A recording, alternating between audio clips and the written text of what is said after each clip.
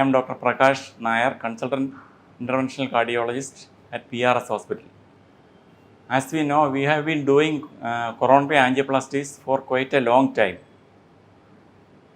With the routine coronary angiograms, we find it difficult to decide the severity of borderline or intermediate lesions.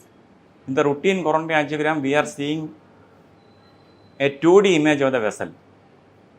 With the new advanced equipment, that is the intravascular ultrasound, we can get a 3D image of the vessel. We can see inside the vessel, what is happening inside the vessel. So we can decide the severity of the block to a better extent and treat the lesions which are to be treated and avoid angioplasty for unnecessary lesions.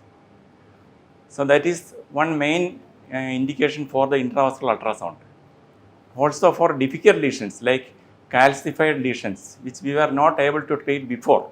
Now with this new equipment, we are able to treat the calcific lesions. This with the rotablator, the calcified lesions can be tackled and effective stenting can be done.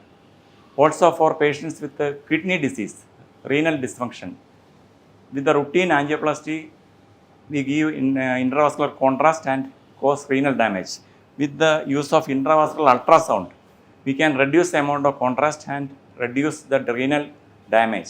So with the advanced equipment, that is intravascular ultrasound and the RotaPro, we are approaching perfection in angioplasty, which is an approach towards precision medicine in cardiology. Thank you.